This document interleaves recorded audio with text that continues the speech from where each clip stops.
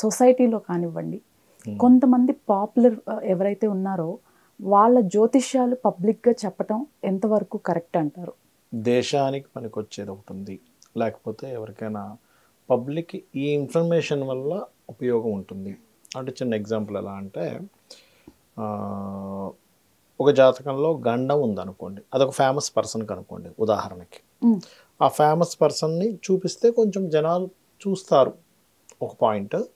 దానివల్ల ఒక ఇన్ఫర్మేషన్ మనం ఇస్తున్నాం అనుకోండి, అంటే ఈ గండాలు ఇలా ఏర్పడతాయి, సో మీరు ఈ రెమెడీ చేసుకోండి. మీ జాతకంలో కూడా ఇలాంటి కాంబినేషన్ కనుక ఉన్నట్లయితే ఖచ్చితంగా మీరు ఈ రెమెడీ చేసుకుంటే మీరు ఇలాంటి ప్రమాదం నుంచి బయటపడతారు. ఇప్పుడు ఎగ్జాంపుల్ ఒక రాజీవ్ గాంధీ జాతకం తీసుకున్నాం, లేకపోతే ఇందిరాగాంధీ జాతకం తీసుకున్నాం, లేకపోతే ఒక స్పిరిచువల్ పర్సన్ జాతకం తీసుకున్నాం. ఆయన స్పిరిచువల్గా ఎందుకు అయ్యాడు? చాలామంది ఏం చేస్తారు, మేము స్పిరిచువల్గా వెళ్ళాలంటే ఎలా ఉందంటే ఒక స్పిరిచువల్ పర్సన్ జాతకం తీసుకొని ఇవ్వండి, సో అండ్ సో కాంబినేషన్ ఉంది కాబట్టి మీరు స్పిరిచువాలిటీలోకి వెళ్తారు. మీ జాతకంలో కూడా ఈ కాంబినేషన్ ఉంటే ఖచ్చితంగా మీరు వెళ్తారు అని చెప్పొచ్చు. ఓకే, అది సమాజానికి ఉపయోగపడేది ఒక వర్షన్. రెండవది వాళ్ళు ఫేమస్ అవ్వడానికి చేసేటువంటిది ఇంకో వర్షన్ చేస్తారు. అట్లా ఏది మనకి యూట్యూబ్స్లో సహజంగా వ్యూస్ రావడానికి అనుకోండి, వాళ్ళు పర్సనల్గా ఫేమస్ అవ్వడానికి అనుకోండి. మూడవది మెయిన్ ఏంటంటే దీనివల్ల పబ్లిక్ ఏం యూజ్ అవుతుంది. ఇప్పుడు మనం ఒక చార్ట్ తీసుకొని అనాలిసిస్ చేసాం అనుకోండి, దీనివల్ల పబ్లిక్ ఎంతవరకు యూజ్ అవుతుంది అనేది కూడా చూసుకోవాలి మనం. అయితే సార్ మనకి యూట్యూబ్లో ఇలా పాపులర్ అయిన ఒక వ్యక్తి ఉన్నారు, వేణుస్వామి సార్ తన పేరు. ఇట్లా సెలబ్రిటీస్ జాతకాలు, పొలిటీషియన్స్ పైన చెప్పి బాగా నేమ్ అయితే వచ్చింది ఆయనకి. అయితే అతని డీటెయిల్స్ ఉన్నాయి సార్ నా దగ్గర. మీ దగ్గర ఉన్నాయా? Complete details. టైం ఉందా మీ దగ్గర? టైంతో సహా సార్. ఎందుకంటే నాకు కూడా వాళ్ళ పొద్దున్న ఒక అతను టెస్టింగ్కి వెళ్ళినప్పుడు కలిసాడు. అది ఇది ఒకటైతే మనం చూడొచ్చు. అంటే ఏం చూద్దామని జాతకంలో మీరు? ఏం లేదు, అంటే ఇంతమంది జాతకాలు చెప్తున్నా ఆయనది ఎలా ఉంది అసలు? లైక్ ఆయన అంటే అతను అడిగితేనే ఆయన ఫుల్ చార్ట్ గురించి మనం మాట్లాడాలి. కామన్గా అతను ఫేమస్ అయింది ఏంటంటే విడాకులు వల్ల ఫేమస్ అయ్యాడు. అవును సార్. అంటే మనకి సమంత అండ్ నాగ చైతన్య విషయంలో ముందుగా చెప్పారు అనేటువంటి ఒక అంశం మీద బాగా ఫేమస్ అయ్యారు. అయితే అది ఎందుకు జరుగుతుంది? ఒక్కొక్క ఆస్ట్రాలజర్ ఒక్కొక్క దాని మీద ఎక్కువగా బాగా చెప్పగలుగుతారు. అంటే అన్ని సబ్జెక్ట్స్, అన్ని 12 భావాలు బాగా చెప్పేవాళ్ళు ఉంటారు, పర్టికులర్ అంశం మీద ఎక్కువ చెప్పేవాళ్ళు ఉంటారు. అది ఎందుకు అంటే వాళ్ళకి వీనస్ రిలేటెడ్ కాంబినేషన్ కనుక బలంగా ఉందనుకోండి, వివాహ సంబంధించిన విషయాలు ఆ రకంగా చెప్పగలుగుతారు. మీ దగ్గర డీటెయిల్స్ ఉంటే చెప్పండి. నాకు కూడా పొద్దున్న ఒక అతను కలిసి ఆయన చెప్పాడు, బట్ నేను పెద్దగా పట్టించుకోలేదు. ధనుర్లగ్నం అని తెలిసింది నాకు. మీకు డీటెయిల్స్ ఉన్నాయి మీ దగ్గర? ఉన్నాయి సార్. డేట్ ఆఫ్ బర్త్ చెప్పమంటారు? చెప్పండి. 17/1/76. ఓకే. టైమ్ ఆఫ్ బర్త్ వచ్చేసి 5:20 AM సార్. Okay, right. అయితే మీరు చెప్పిన దీని పరంగా చూసుకుంటే ధనుర్లగ్నం అవుతుందండి అతనిది.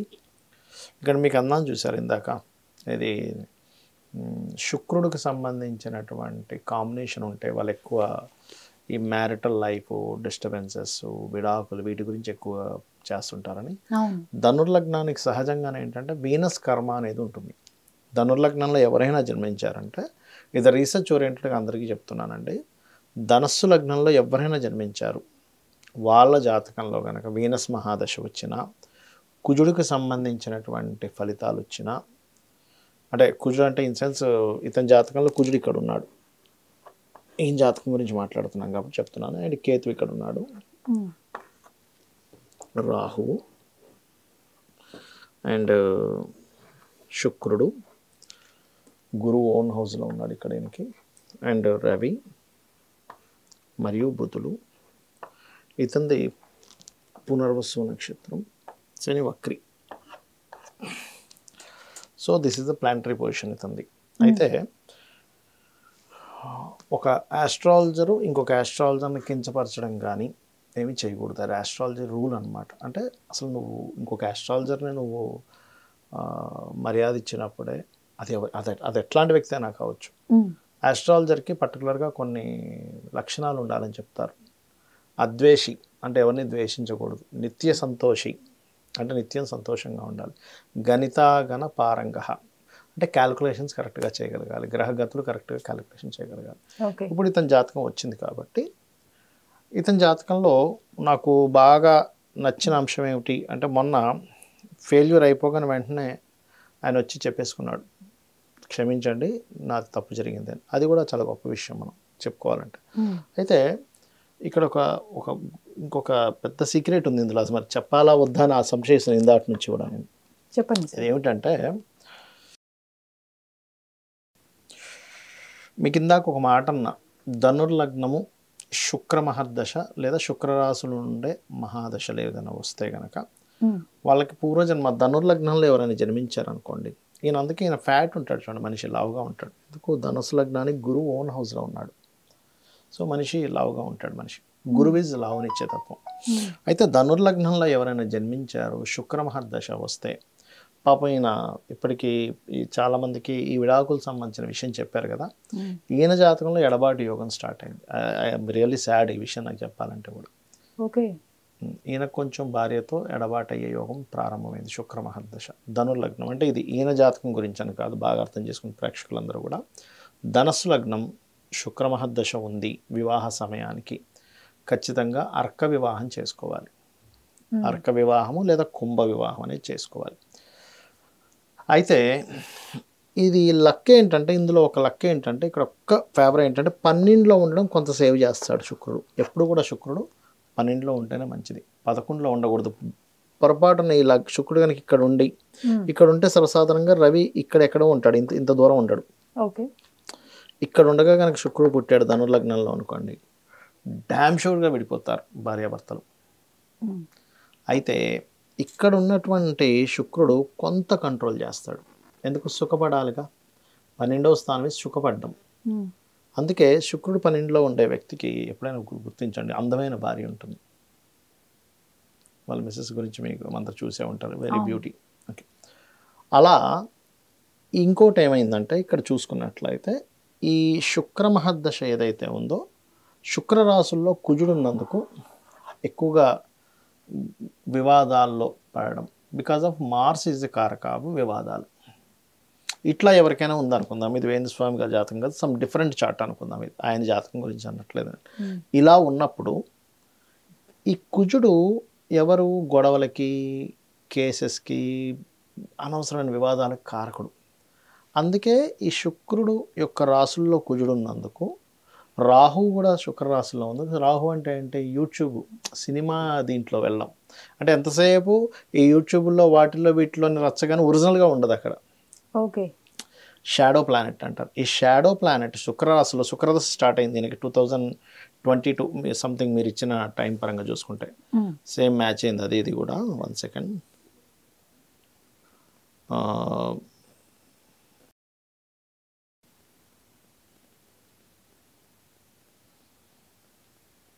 (2023) ప్రాంతం నుంచి శుక్ర మహర్దశ ప్రారంభమైంది.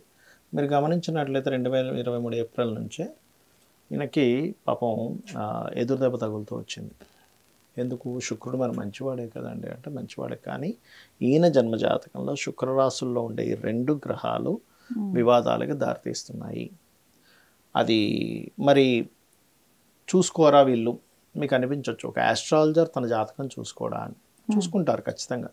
ఏ ఆస్ట్రాలజర్ అయినా తన జాతకం చూసుకుంటే, ఇప్పుడు నేనున్నాను, నా జాతకం, మా ఇంట్లో వాళ్ళ జాతకాలు అన్నీ అప్పటికప్పుడు చూసుకుంటూ చూసుకుంటూ ఓకే హెల్త్ ఏమైనా రాబోతుందా, వీళ్ళకి ఏమైనా యాక్సిడెంట్ యోగాలు ఉన్నాయి, వెంటనే దానం ఇప్పిస్తానని. అట్లాగే వాళ్ళ జాతకం కూడా వాళ్ళు చూసుకుంటారు, ఏం చూసుకోకుండా ఉండరు. కాకపోతే ఏంటంటే చూసుకొని రెమెడీ చేసుకుంటున్నందుకు ఒక 100% రావాల్సిన ఇబ్బంది ఒక 10%తో పోతుంది. రెమెడీ చేసుకోవడం వల్ల ఏమవుతుందంటే ఆ వివాదాలు పాజిటివ్గా మారుతాయి. ట్రోల్ చేశారనుకోండి తన్ని, ఆ ట్రోల్ ఇంకో రకంగా పాజిటివ్గా వెళ్ళచ్చు. ఎందుకు? అందరికీ వెళ్తుంది అలాగంటే కాదు. హంస మహాపురుష యోగము అంటారు దీన్ని. అంటే లగ్నం నుంచి 4లో గురువు ఉన్నాడు. ఇది ఇతన్ని మొత్తం జాతకాన్ని సేవ్ చేస్తుంది. టోటల్ జాతకం, ఈయన మొత్తం జాతకాన్ని సేవ్ చేసే ప్లానెట్ ఏదంటే జూపిటర్. దీన్ని హంస మహాపురుష యోగం అంటారు. ఆ జూపిటర్ అక్కడ ఉన్నందుకు ఎన్ని వస్తున్నా, మీరు గమనించినట్లయితే ఈయనకు ఒక 3-4 ఏళ్ల నుంచి కూడా ఒకసారి ఏదో ఇంకొక దీంట్లో టీవీ దీంట్లో ఒకసారి ఒక డిస్ప్యూట్ లాగా అయింది. అవును సార్. అండ్ కేసీఆర్ విషయంలో ట్రోల్ చేశారు. ఇప్పుడు దీని విషయంలో హడావిడి చేస్తున్నప్పటికీ ప్రభాస్ గారి విషయంలో కానీ రకరకాలు వస్తున్నా సరే అంత ఒత్తిడిలో కూడా ఏ ప్లానెట్ సేవ్ చేస్తుందని ఉంటుంది.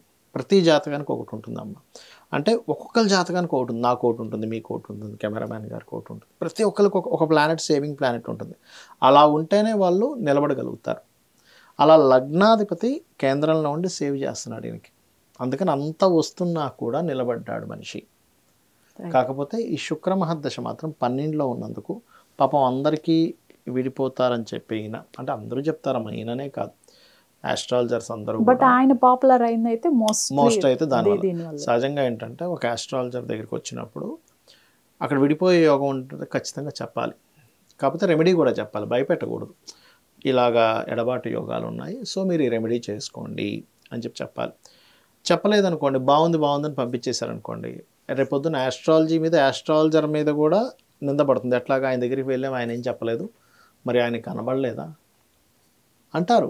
ఇప్పుడు మనం అయ్యో వాళ్ళు బాధపడతారని మనం చెప్పలేదు అనుకోండి, ఆయన దగ్గరికి వెళ్ళామండి ఏం చెప్పలేదే. నాకు చాలా కాల్స్ నేను చూస్తుంటాను కదమ్మా, చూసినప్పుడు అమ్మ మీ అమ్మాయికి డివోర్స్ యోగం ఉంది కదమ్మా అంటే అవునండి అయిపోయింది అంటారు. మరి మీరు ముందు జాతకం చూపించుకోలేదా అమ్మ, చెప్పించుకోలేదా అంటే చాలామంది చూపించామండి ఎవరు చెప్పలేదండి అంటారు. ఇక్కడ ఏమవుతుందంటే నేను స్టార్టింగ్లో అరే చెప్తే వీళ్ళు బాధపడతారేమో అని అనుకునేది. ఇది స్టార్టింగ్ ఒక 20 years బ్యాక్ విషయం ఇదంతా నేను చెప్పేది. బాధపడతారేమో అనుకున్నాను. కానీ నేను తర్వాత రియలైజ్ అయిన విషయం ఏంటంటే వాళ్ళ క్షణంలో బాధపడతారని చెప్పకపోతే ముందుగా వాళ్ళు రెమెడీ చేసుకోకపోతే విడిపోయి బాధపడతారుగా ఇంకా ఎక్కువగా. విడిపోకముందు చెప్పాలి. ఎట్లా అంటే వాళ్ళకి అర్క వివాహం అని ఉంటుంది. 2 వివాహాల యోగం ఉన్న వాళ్ళకి అర్క వివాహం ఉంటుంది. అది చేసుకుంటారు. అది చేసుకుని వివాహం శాస్త్రోత్తమే. అది ఇదేమి మధ్యలో ఎవరో క్రియేట్ చేసింది కదా, శాస్త్రంలో ఉంది అర్క వివాహము అంటే జిల్లేడు మొక్కకు వివాహం చేయాలనేటువంటిది. అయితే ఈయనకి శుక్రదశ మాత్రం జీవిత భాగస్వామితో ఎడబాటు ఉంది. అయితే కొన్నిసార్లు ఎలా నల్లిఫై అవుతుందో కూడా చెప్తా. ఈయన విడిపోతాడా ఖచ్చితంగా అంటే నల్లిఫై అయ్యే ఛాన్సెస్ కూడా ఉంటాయి. ఎట్లా అవుతాయంటే రెమెడీ చేసుకోవడం వల్ల కొంత, అంటే ఏ గ్రహాలకి చేసుకోవాలి, శుక్రుడికి, కుజుడికి, రాహుకి చేసుకోవాలి రెమెడీ తను. రెండవది ఈయన ఇంట్లో తక్కువగా ఉండడం, బయట ఎక్కువ తిరుగుతున్నాడు అనుకోండి, టూర్స్ అది ఇది అని, అది కూడా ఒక రకమైన ఎడబాటే కదా. అంటే ఎవరి జన్మ జాతకంలో అయినా, ఈయన జాతకం అని కాదు, మనకు అనుకోకుండా ఈ జాతకం మాటల్లో వచ్చింది కాబట్టి పెట్టాం. కానీ కామన్గా ఎవరి జన్మ జాతకంలో అయినా ఒక ఆస్ట్రాలజర్ చెప్పాడు ఏమంటే మీకు భార్యతో విడిపోయే యోగం ఉంది, భర్తతో విడిపోయే యోగం ఉందని చెప్పారు. బట్ నిజంగానే ఉంది అందులో. కానీ సమ్ టైమ్స్ ఏమవుతుందంటే రెమెడీస్ చేసుకున్నప్పుడు వీళ్ళు ఉద్యోగరీత్యా వేరే ప్రాంతాలకు వెళ్ళడము, లేదా వాళ్ళ వ్యాపారం కోసం రకరకాల ప్రాంతాలు తిరుగుతూ ఉంటారు. ఎప్పుడు కొంతమంది చూడండి, ఎప్పుడు చూసినా ఇవాళ ఈ ఫ్లైట్ ఎక్కుతున్నా అంటారు, రేపు పొద్దున్న ఇంకో ఫ్లైట్ ఎక్కుతున్నా అంటారు, ఎల్లుండి ఇంకో ఫ్లైట్ అంటారు. ఎందుకు అంటే బికాజ్ ఆఫ్ వాళ్ళకి సంచార యోగం ఉంది, జీవిత భాగస్వామితో తక్కువ స్పెండ్ చేస్తారు. అప్పుడు కూడా ఈ యోగం, ఈ దోషం అనేది ఆరోపణలో పోతుంది. అలా కాకుండా కొంతమంది చేసే మిస్టేక్ ఏం చేస్తారంటే ఇతనికి వేరే ఛాన్స్ వస్తుంది. అంటే నేను ఒక కేసు చూసాను, వేరే ఛాన్స్ వస్తుంది అతనికి, ఇది వెళ్ళే అమ్మో నేను మా ఫ్యామిలీని వదిలిపెట్టి వెళ్ళాలని ఇక్కడే కూర్చుంటాడు. అప్పుడు ఏం చేస్తుంది ప్లానెట్ అమ్మ వీడు అసలు వదిలిపెట్టట్లేదు కదా అని ఏదో గొడవ ఇచ్చి దూరం చేస్తుంది, గందరగోళం చేసి దూరం చేస్తుంది. అది కాబట్టి ఇట్లా ధనుర్లగ్నంలో జన్మించామంటే ఒక్కొక్క లగ్నానికి స్పెసిఫిక్ కాంబినేషన్స్ ఉంటాయి. అంటే ఇక్కడ ఒక చిన్న డౌట్ గురుగారు, ఇప్పుడు ఈ శుక్ర మహాదశ ఏదైతే నడుస్తుందో దీని వల్ల ఎడబాటు అనేది మీరు చెప్పడం జరిగింది. అయితే ఈ రెమెడీస్ చేసుకోవటం వల్ల బయటపడే ఛాన్స్ అయితే ఉంటుంది. ఇతనికనే కాదు ఎవరికైనా. అయితే దాని ప్రభావం ఈయనకి ఛాన్స్ ఉంది, బయటపడే ఛాన్స్ ఉంది కొంతవరకు. ఏది శుక్రుడు 12లో ఉన్నది, అదే 11లో ఉన్నాడు అనుకో, నో ఛాన్స్. ఓకే, కష్టం, చాలా కష్టం. ఇంకా వాళ్ళు ఎంతో శరణాగతి, అమ్మవారి పాదాలు పట్టుకొని శరణాగతి చెంది అమ్మ నేను పూర్వం లేదో కర్మ చేస్తుంటాను అందుకే ఇట్లా అవుతున్నాను, ఇద్దరు రెమెడీస్ చేసుకుని ఇద్దరు ఒక అండర్స్టాండింగ్కి వచ్చి ఇద్దరు రెగ్యులర్గా లలిత చదువుకుంటే అప్పుడు వాళ్ళు ఏకాదశ శుక్రుడు కూడా కొంతవరకు సేవ్ చేస్తాడు. బట్ 12th house శుక్రుడు ఏంటంటే కొంత ఆపుతుంటాడు, ఇంకో కారణం చేత ఏది బయటకు వెళ్తే తిరగడం అటు తిరిగి అట్లా చేస్తాడు. బట్ ధనుర్లగ్నానికి మాత్రం శుక్రదశ వచ్చింది అంటే 99% ఆఫ్ కేసెస్ విడిపోవడమే జరుగుతుంది. ఓకే, అందులో డౌట్ లేదు. కానీ 12th house ఉన్నందుకు కొంత సేవింగ్ ఫ్యాక్టర్ ఉంది. ఇందులో సేవింగ్ ఫ్యాక్టర్ ఎంత ఉందో చెప్పాలి, డ్యామ్ షూర్గా ఎంత జరుగుతుందో చెప్పాలి, రెమెడీ చెప్పుకోవాలి. సో ఈయన జాతకం ప్రీత్యా అంటే అదేదో నాకు భలే ఆశ్చర్యం వేసింది చాట్ చూడగా, అరే ఈయన ఇంతమంది చెప్తుంటాడు ఈ జాతకంలో అది ఉంది అనిపించింది.